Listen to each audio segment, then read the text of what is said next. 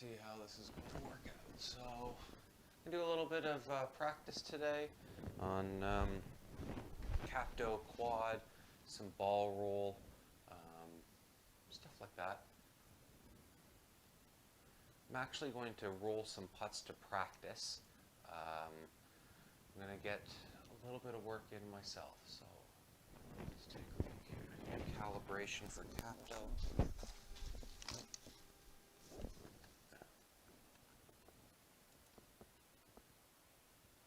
This is a pretty good calibration. It makes it kind of easy or easier to get things lined up and square.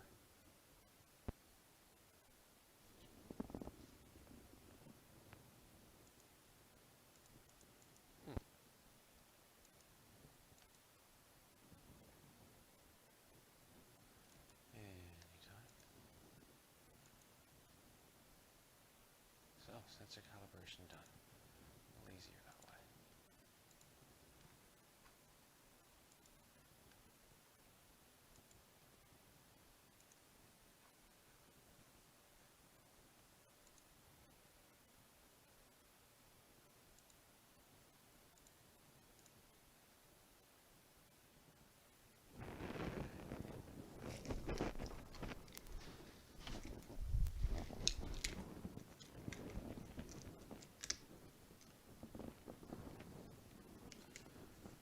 So, stickers on the club face, measured up with, or put together so that the quad can pick up some data.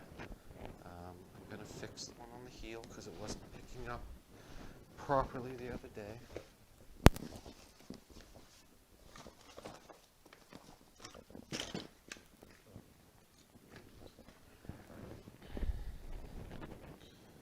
So something that's important with the quad data with this is that when you're putting stickers on, 2 on the toe, 1 on the heel, that you get the stickers somewhere relative to where the sweet spot is.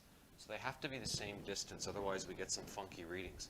So I use the cavity of the club right here, and I use the cavity of the club to measure where I'm going to put my dots. The dots are just on the outside of this cavity. So taking a look at it, seeing the cavity is exactly equal from the sides, I have a pretty good idea of where the middle of the sweet's club face is. Okay.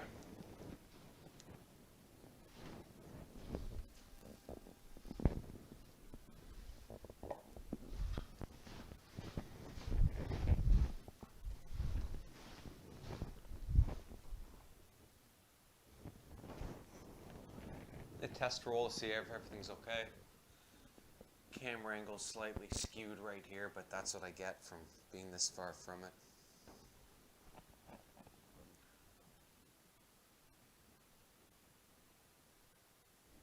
Six-foot putt.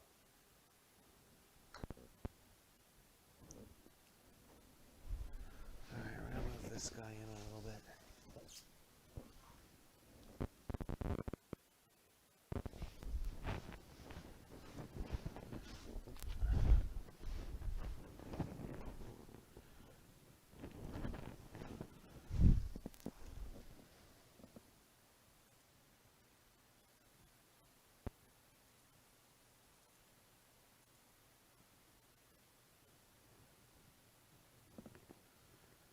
Some values from FORESIGHT. You know, we're not getting much in terms of data because the putt's not very long.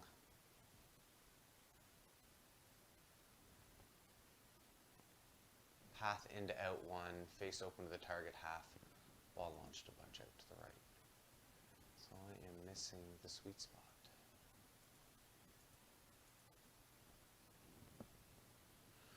Come on now, all the technology. It's always a given. Something's not going to connect.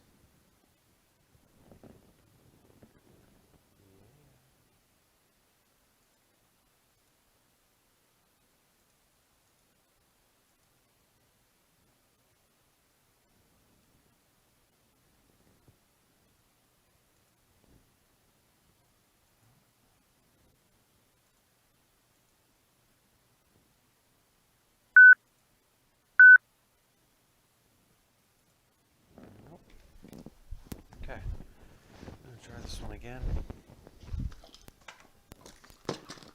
More ammo.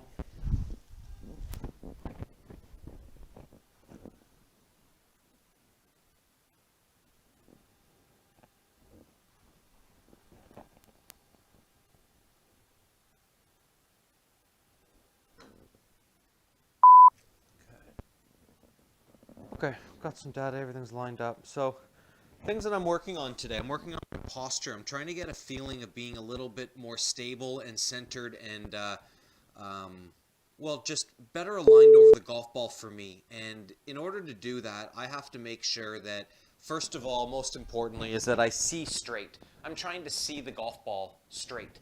I'm trying to look at it as I'm supposed to see it. So if I'm set up to the golf ball like this, looking down on it like an angle, so if I came over here, you can see that my eyes aren't over the golf ball. They're looking at an angle, right? That means that I'm slicing that ball in half with my vision, not so much on top of the ball, and that's going to affect my eye line. So what I'm looking to do is make sure that when I set up over the ball, that I can still see a little bit of the number on this side and a little bit of the lettering on that side, and it gives me a sense that I can actually see over the golf ball to some extent. What I would do outside is you could take a Sharpie and Sharpie half the golf ball, and you have like a sun side and a moon side almost, and you're able to see, you know, where that ball lines up, and you want to see half and half. So I'm trying to set my eyes up in a way that gets that vision or gets that line there. And then from there, I'm going to use all the markings on the well putt mat to line up my putter square. And once all that stuff's there, I try to get a sense of how I'm able to see straight on this line. And this looks pretty good. When I'm looking straight down on the golf ball, I'm getting a good sense of where this is.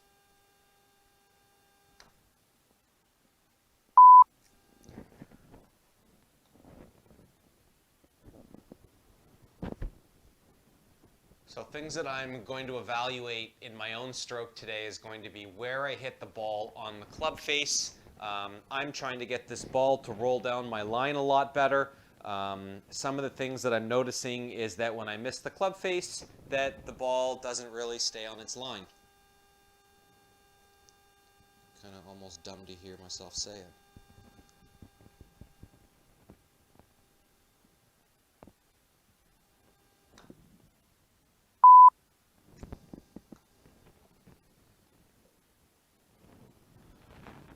Some pretty cool data that I'm getting with the quad is the roll spin.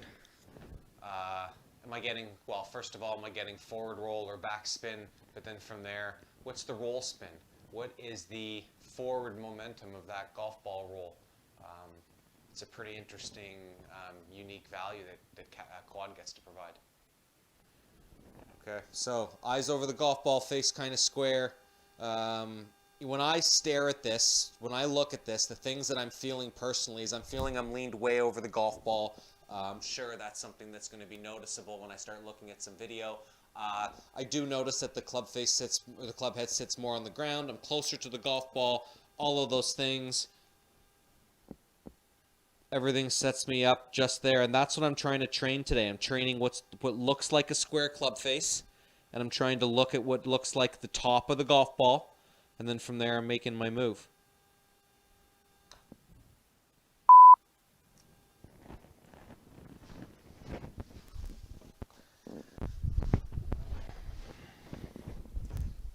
So one of the games I like to play is I'm going to roll a ball all the way down to the end, and I'm going to roll one ball 6 inches short of that until I've rolled all 4 balls. So to get an idea how far this guy is, got my trusty reader to make sure I got all the right numbers. So we're going to be rolling a 7-foot putt all the way to the end of this mat, all the way down to the end. And then from there, we're going to roll a couple putts short of that. Top of the ball, club face straight and square. 7 feet.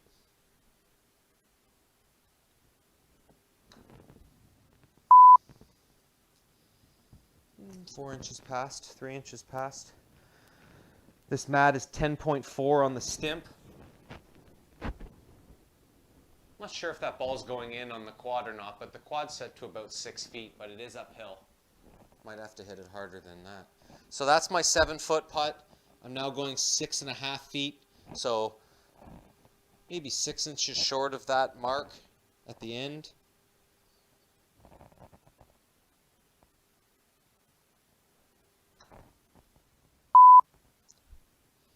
Pretty good. 6 inches short of that. Straight on with the look.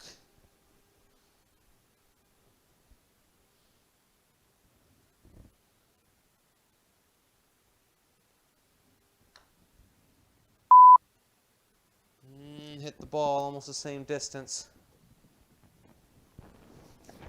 You can kind of tell when struggling with touch and with motion when the balls start to go the same distance when you're not really trying to get them to do that.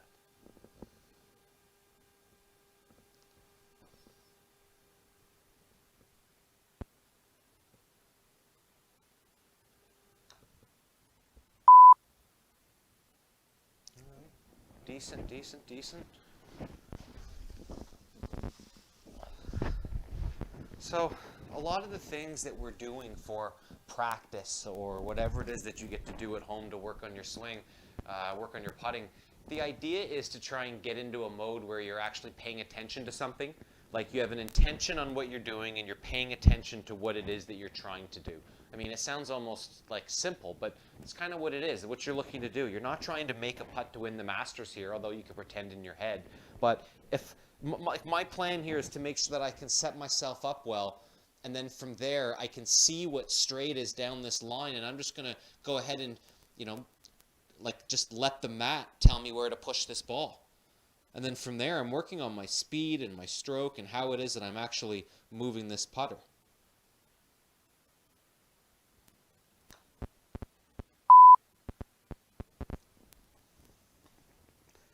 So my numbers are pretty much the same on all of these putts. The ball's hugging the line, pretty good with the start line of this. Distance control isn't bad. When I look through all the Capto, I can see some of the numbers. I see a lot of green. All these numbers seem to look pretty good, pretty decent. I'm still seeing some strikes that aren't exactly off the middle of the face.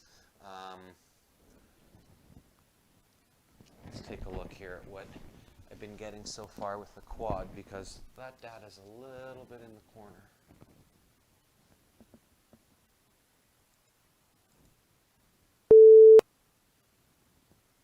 So let's blow this one up a little bit.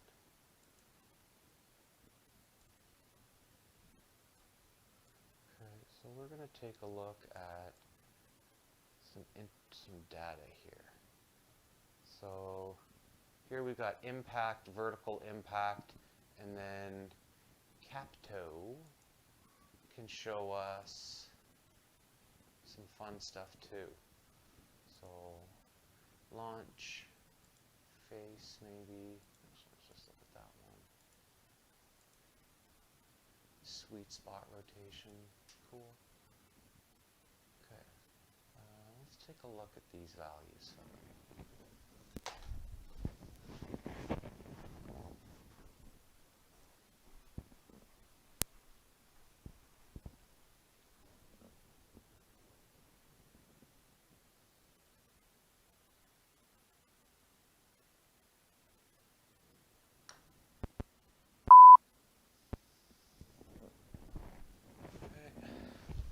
So when it comes to the quad said 1 millimeter toward the heel, 3 millimeters high on the face. We're looking at some cool information here with Capto. Capto had us toward the toe. We had a toe strike of 2.9%, not very much, but we did have the strike off the toe. Let's take a look at another putt.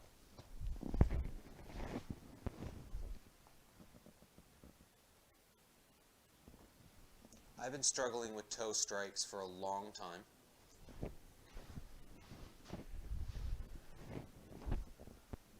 Launch spin, 2360 forward roll.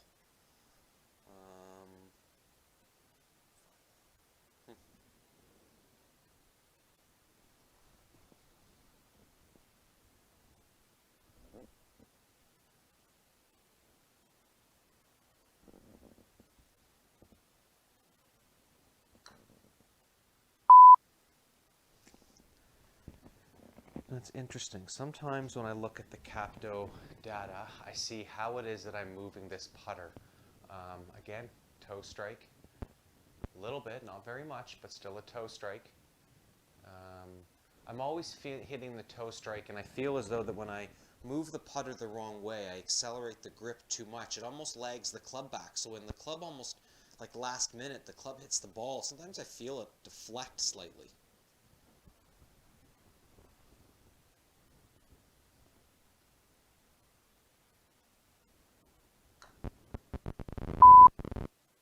There.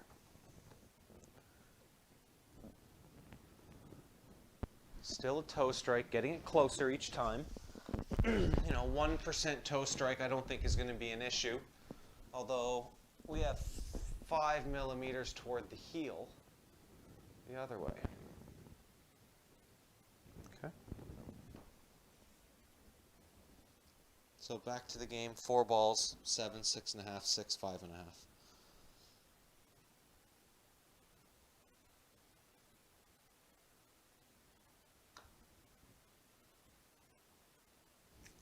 About 8 inches short. So I'm going to get this ball just to touch that one.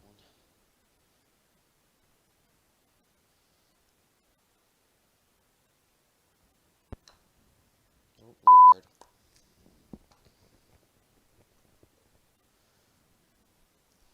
The distance control and the speed control on the putter is not exactly awesome.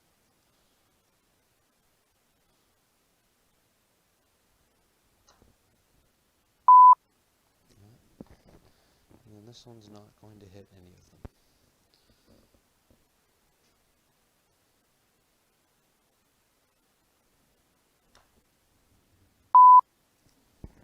That'll hurt again. Still up.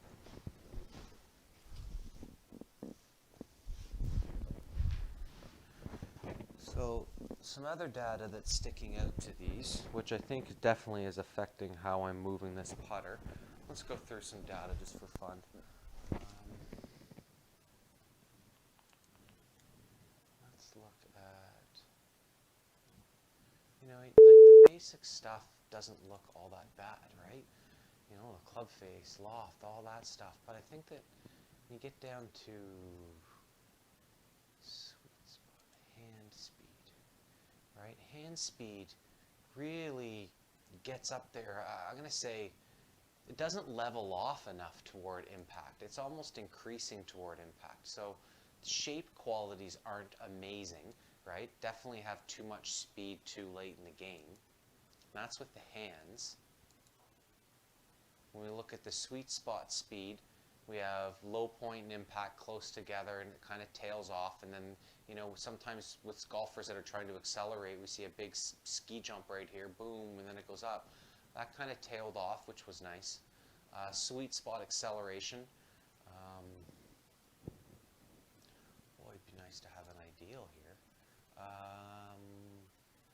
Direction versus the height. So we had sweet spot acceleration in the direction of the target, slowed down into impact, but it came in from a pretty deep spot, and then it really died down. I'm assuming that that's going to look the same for almost all putts.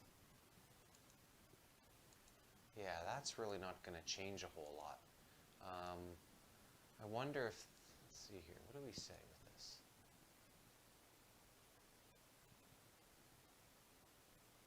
Okay, so it doesn't give us much in terms of what an ideal scenario would be.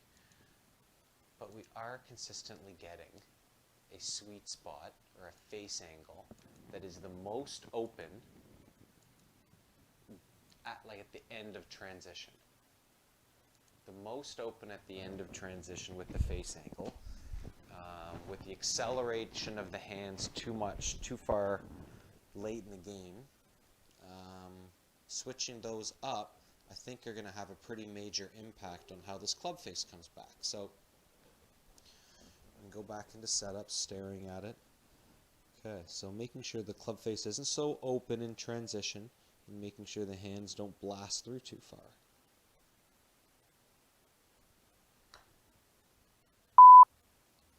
So what do we have for impact spot, still had some toe, still had the same type of action there.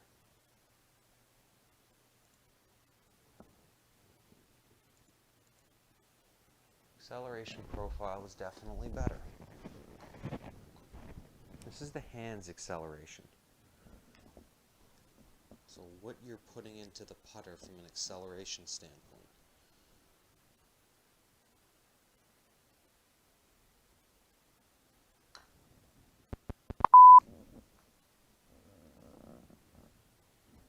Again, the same type of pattern.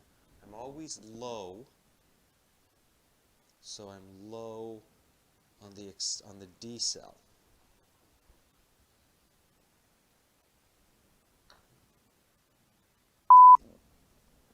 Okay, too much oomph too early.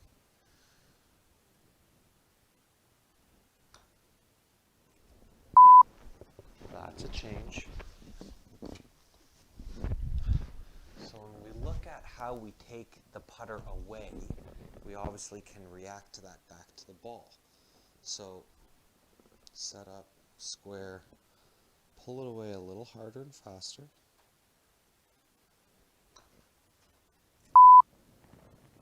And then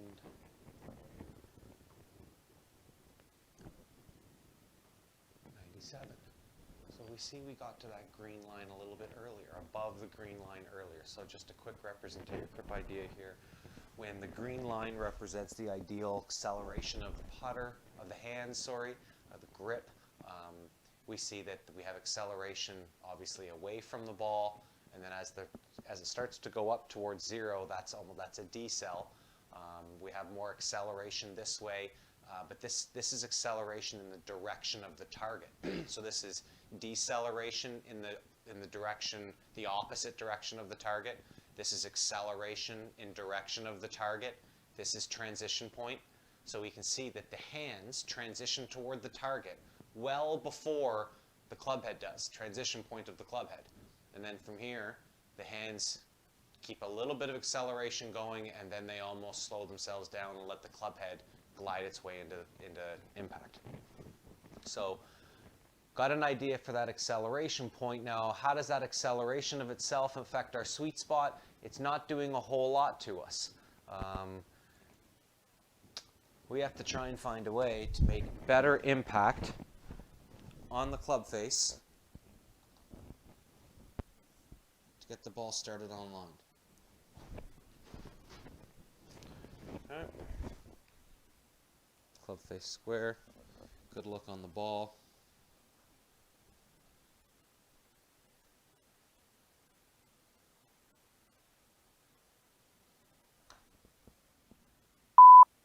Another good 7-footer.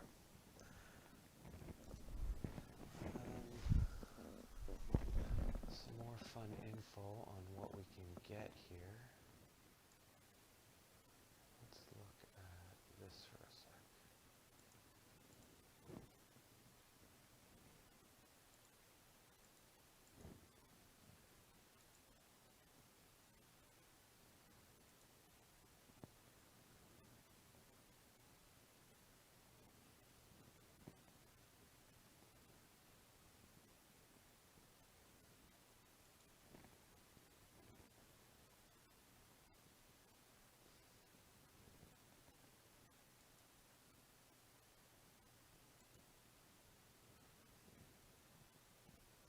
This is interesting. Path 1.8 out to in, so it's across the ball. Face 1.5 degrees open to the path, 0.3 degrees close to the target line, yet the ball starts 2 degrees to the right of the target line. Now, in reality of it, the ball's rolling down this line. So how far down this line can it go without it rolling off the stick? Well, let's try and find out without rolling off our line. So I saw something the other day saying that if you can keep it to within half a degree, it will stay on the stick.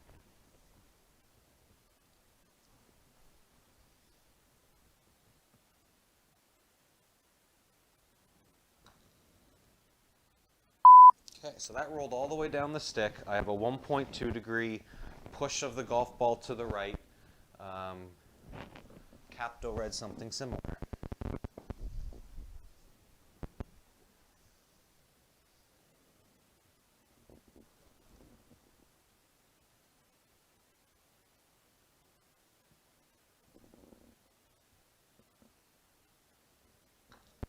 Definite push to the right.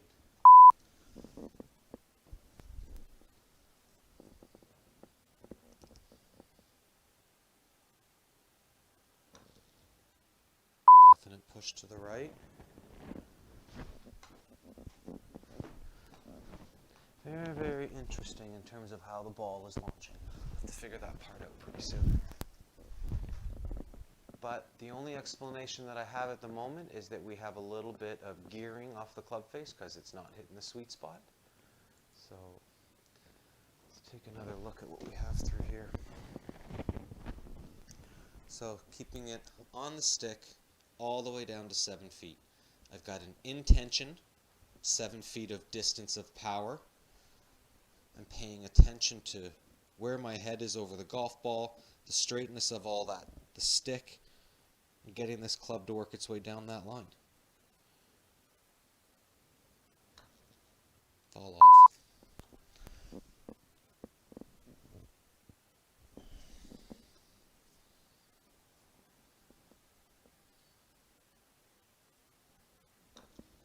Definite fall off. I wonder if maybe that stick's not so flat.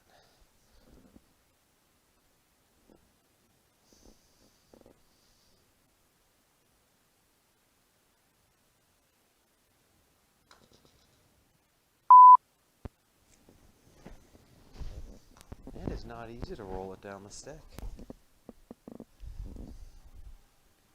But it definitely makes you focus a little bit. Focus your attention on what matters, what you're trying to do.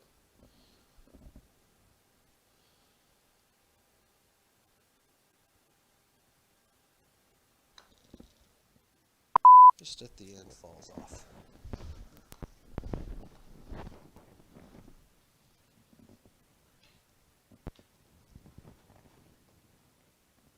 So each putt today has had eyes over the golf ball to be able to see even some of the back side of it, face square using the alignments on the mat,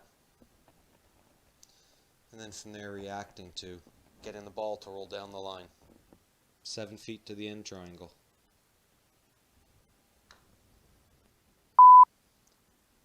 A little short.